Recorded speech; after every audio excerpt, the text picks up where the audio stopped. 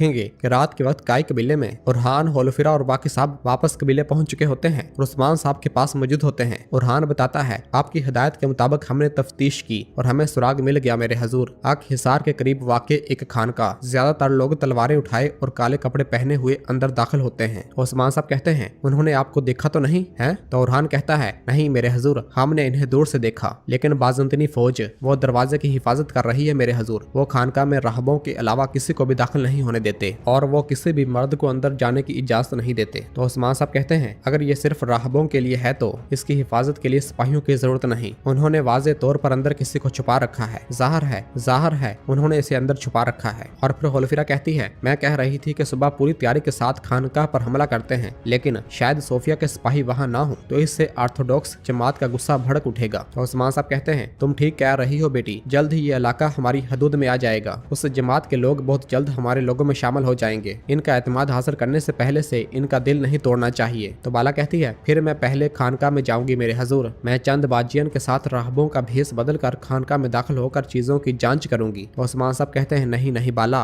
इस बात का इम्कान है कि वो आसिब इस खानकाह में मौजूद हो। मैं तुम्हें इस खतरनाक वजीफे पर नहीं भेज सकता। तो बाला कहती, लगता है आप मुझे अच्छी तरह से नहीं जानते मेरे हजूर। मैं उस खानकाह में दाखिल होकर उनको कायल करूंगी कि मैं राहबा हूँ और मैं आराम से निकल आऊंगी इंशाल्लाह। तो उस्मान साहब सोच विचार में मुब्तला हो जाते हैं और फिर गोंजा कहती है, माँ मैं आपके साथ जाऊंगी। और फिर होलोफिरा भी कहती है, मैं भी जाऊंगी। इसके अलावा वो मेरे जैसे ही मजहब किल है, इसलिए हम पर ज्यादा से ज्यादा तवज्जो नहीं देंगे। तो बाला कहती है, तुम ठीक कह रही हो बेटी, इसके अलावा तुम इनकी जबान भी अच्छी तरह समझती हो, चलते हैं फिर। और फिर बाला गोंजा से कहती, गोंजा तुम सगोत जाओगी ताकि बाजार बगैर मालिक के न रहे। इस पर गोंजा हाँ में सर हिलाती है। जबकि दूसरी जानब गद्दार गेंजार अपने खेमे में मौजूद होता है और अपने हाथ में रोटी पकड़े हुए होता है और कहता है, बेगम खातून जरा इंतजार करें। इसी दौरान उसका सिपाही इजाजत लेकर खेमे के अंदर दाखिल होता है। तो गेंजार उससे कहता, खाना लाने वाली बहनों का जरा ध्यान हटाकर इस रोटी को दूसरी रोटी से तब्दील कर देना, किसी भी सूरत में कुछ ज़हर न होने पाए। तो वो सिपाही कहता, जो हुक्म हजूर। और फिर गेंजार कहता, जब बेगम खातून फरार हो जाएं तो इनका ताकुब करना, इन्हें बताना कि करासी साहब के सिपाही शमाल जानब इनका इंतजार कर रहे हैं। क्या तुम समझ गए? तो उसका सिपाही कहता, जो आपका हुक्म जनाब, और रवाना हो जाता है। तो पीछे से गेंजार कहता, मैंने जो करना था वो कर दिया बेगम खातून, बाकी आपकी महारत पर मुनहसर है। जबकि उधर यूसुफ साहब जिंदान वाले खेमे की जानब आते हैं और बाहर खड़े अगोज सिपाही से कहते हैं, अगोज आल्प, मुझे अपनी बहन से मिलने की इजाजत चाहिए। तो अगोज कहता, यह मुमकिन नहीं है यूसुफ साहब, उस्मान साहब के सख्त अहकामात हैं, हम किसी को अंदर जाने नहीं दे सकते। तो यूसुफ कहता है, भाई आप बहुत बड़ी गलती कर रहे हैं, मेरी बहन गद्दार नहीं है और इसने किसी को धोखा नहीं दिया। और अपनी बहन को ऊंची आवाज से पुकारता है और कहता, बहन क्या आप मुझे सुन रही हैं? बहन क्या आप मुझे सुन रही हैं? बाहर यूसुफ की आवाज सुनकर अंदर बैठी बेगम उसकी जानब देखने लग जाती है और बाहर खड़ा अगोज सिपाही यूसुफ से कहता है, यूसुफ साहब हमारे लिए सूरत हाल को मजीद मुश्किल मत बनाएं, चलें। तो यूसुफ कहता, ठीक है भाई ठीक है। और फिर ऊंची आवाज से कहता है, बहन मैं अभी यही हूँ, आप फिक्र न करें, मैं आपको बचा लूंगा बहन, मैं आपको बचा लूंगा, आप बिल्कुल भी फिक्र न करें, मैं यही हूँ। और ये कहता हुआ वहां से रवाना हो जाता है। उसकी आवाज सुनकर अंदर खड़ी बेगम खुश होती है और कहती है, मेरा भाई। जबकि इस दौरान एक खातून बेगम के लिए खाना लेकर आती है और कहती है, मैं आपके लिए खाना लाई हूँ बेगम खातून। तो बेगम कहती, तुम्हारा शुक्रिया। और फिर जब वो खाना देने वाली खातून वहां से चली जाती है तो बेगम बैठकर खाना खाने लग जाती है और रोटी को जैसे ही दो टुकड़ों में तोड़ती है तो उसे उस रोटी के अंदर एक चाबी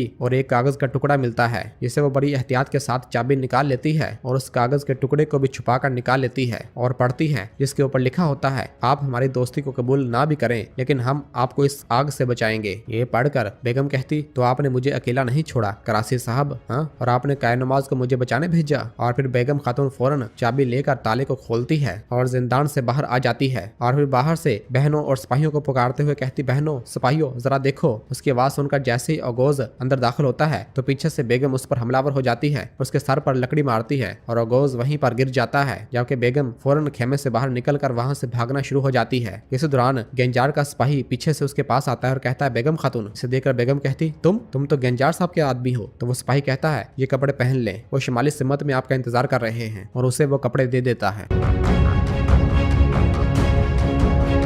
जबकि उधर सरदारी खेमे में हम देखते हैं कि उस्मान साहब बाला के पास मौजूद होते हैं और उससे कहते हैं, मेरी बात सुनो मेरी प्यारी, देखो मुझे तुम पर पूरा एतमाद है लेकिन तुम्हें तदबीर अख्तियार करनी होगी। तो बाला कहती, बिल्कुल मेरे उस्मान, मैं तदबीर से काम लूंगी, मैं सोफिया नामी उस अबलीस को खत्म किए बगैर नहीं मरूंगी, खास तौर पर इसके बाद जो इसने मुझसे कहा। तो उस्मान साहब कहते हैं, तुम उस राज के बारे में जानना चाहती हो जिसके बारे में इसने बात की थी? तो बाला हाँ में सर हिलाती है। इस दौरान बुरान इजाजत लेकर खेमे के अंदर दाखिल होता है और आकर कहता है, बेगम खातून कैद वाले खेमे से फरार हो गई है जनाब। ये सुनकर उस्मान साहब बाला और बाला उस्मान साहब की जानब देखती है और उस्मान साहब कहते हैं तो बेगम खातून भाग गई है। हाँ, और फिर इसी दौरान फ्लैश बैक सीन दिखाया जाता है जब बेगम खातून को जिंदान में लाया गया था और वो मुसलसल चीख रही थी, मैं गद्दार नहीं हूँ, मैं गद्दार नहीं हूँ। इसी दौरान उस्मान साहब खेमे के अंदर दाखिल हुए थे और कहा था, मैं जानता हूँ बेगम खातून, जब बुरहान और जरकुताई आपका ताकुब कर रहे थे तो उन्होंने आपके और कराची साहब के दरमियान होने वाली गुफ्तगू को सुन लिया था। आपने कराची साहब का साथ देने से इनकार कर दिया था। ये सुनकर बेगम पूछती, फिर मुझे अब इस हाल में क्यों रखा गया है जनाब? उस्मान साहब कहते, आप यहाँ इसलिए हैं ताकि जब आप कराची साहब की सिफ में शामिल हों तो इस बारे में इनकी तवज्जो मबजूल ना हो। अब वो आपको यहाँ से भगाना चाहेगा और आप इसके साथ जाएंगी और आप इसकी बैत करेंगी। जब वो कुफार से ताउन करेगा तो आप आकर हमें बताएंगी और अब जबकि आपको हर कोई गद्दार समझेगा तो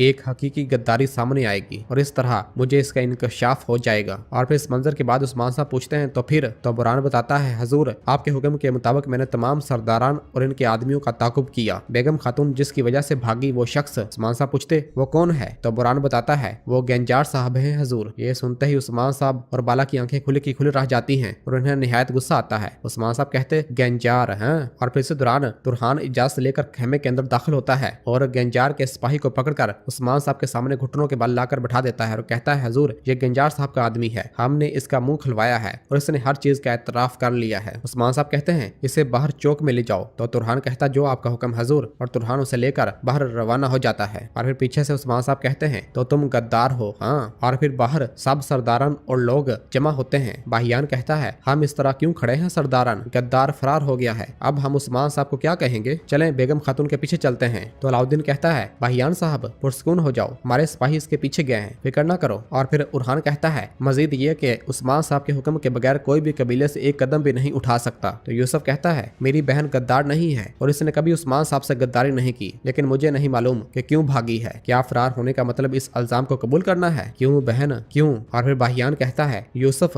ये तुम अपने मुंह से क्या कह रहे हो? हैं? भागने वाला मतलब इसने अपना इल्जाम कबूल कर लिया। अब बेगम खातून का खून बहाना हम सब के लिए हलाल है। और फिर इसी दौरान उस्मान साहब सरदारी खेमे से बाहर आते हैं और लोगों और सरदारान के बीच उनके पास आते हैं। और फिर उस्मान साहब कहते हैं, गद्दारी बिलाशुबा सजा के बगैर नहीं रहेगी, ख्वाह बेगम खातून कबीले से भाग भी क्यों ना गई हो। जिसने इसे कबीले से भगाया वो अब भी हमारे दरमियान है। ये सुनते ही गंजार के रंग उड़ जाते हैं, जबकि तुरहान और आयकूत फौरन गंजार को पकड़ लेते हैं और उससे उसके हथियार छीन लेते हैं। गंजार कहता है, मुझे छोड़ दो, मुझे छोड़ दो, आप क्या कर रहे हैं उस्मान साहब? उस्मान साहब कहते हैं, गद्दारी का इर्तिकाब छुप कर किया जाता है लेकिन ये बिल्कुल पोशीदा नहीं रहती। और पूछते हैं, क्या हुआ गंजार साहब, क्या आपने सोचा कि हमें मालूम नहीं होगा कि आप कराची के साथ ताउन कर रहे हैं? तो गंजार कहता है, मैंने आपसे गद्दारी नहीं की उस्मान साहब। उस्मान साहब कहते, चुप रहो, चुप रहो, मेरी आंखों में देखते हुए भी तुम झूठ बोल रहे हो। हैं? शिकार वाले मसले का कराची को हमारे मंसूबे के बारे में बता दिया, इसने सोफिया को हमारे हाथों से भागने में मदद की जबकि मैं मौत का खतरा लेकर गया। तुमने ये सब जानबूझकर किया, ये आपके लिए काफी नहीं था। आपने बेगम खातून को कबीले से फरार होने में मदद की। गंजार साहब आपने मेरे हुक्म का एहतराम नहीं किया और आपने रवायात को तोड़ा और अपनी रियासत से गद्दारी की। तो गंजार कहता है, मैंने ये किया हजूर, आप ऐसा ना करें, मुझे मत मारे हजूर। तो उस्मान साहब कहते हैं, नहीं, उसे ले आओ। और फिर तुरहान और आयकूत गंजार को उस्मान साहब के सामने घुटनों के बल बैठा देते हैं। उस्मान साहब कहते हैं, तुमने जो किया वो सिर्फ मेरे लिए नहीं बल्कि ये रियासत के साथ गद्दारी है। उस्मान साहब यकीनन कभी कभार माफ कर देते हैं लेकिन रियासत कभी माफ नहीं करती। रियासत गद्दारी की सजा जरूर देती है। गंजार साहब तुमने अपने सरदार, अपनी रस्मो रवाज और अपनी रियासत से गद्दारी की है, अब इसकी सजा मौत है। और अपनी तलवार निकाल लेते हैं। और फिर गंजार अपनी टोपी उतारता है और रोते हुए कलमा शहादत पढ़ने लग जाता है, अशहदु अल्ला इलाहा इल्लल्लाह व अशहदु अन्ना मुहम्मदन अब्दुहु व रसूलुहु। और उस्मान साहब अपनी तलवार के जरिए उसका गला काट डालते हैं और उसे सजाए मौत दे देते हैं। और फिर वहां मौजूद एक सरदार कहता है, इलाहे इंसाफ ने अपना रास्ता पा लिया उस्मान साहब। और फिर दूसरा सरदार कहता है, अल्लाह का शुक्र है, इंसाफ हो गया। उस्मान साहब कहते हैं, ये सर जो गिरा है हम में से ना ये पहला और ना ये आखिरी गद्दार है। सबको बताएं कि दोबारा ऐसा कोई भी करने की कोशिश करेगा यकीनन इसका अंजाम यही होगा। और नाजरीन इसी जगह पर एपिसोड खत्म करते हैं। मिलते हैं बहुत जल्द अगली एपिसोड के साथ। वीडियो को लाइक कर दें और जिन दोस्तों ने अभी तक चैनल सब्सक्राइब नहीं किया वो जल्दी से चैनल सब्सक्राइब कर दे और बेल आइकन यानी घंटी वाले निशान को भी प्रेस कर दे ताकि आने वाले एपिसोड्स आपको आसानी मिल सकें। दुआओं में याद रखें।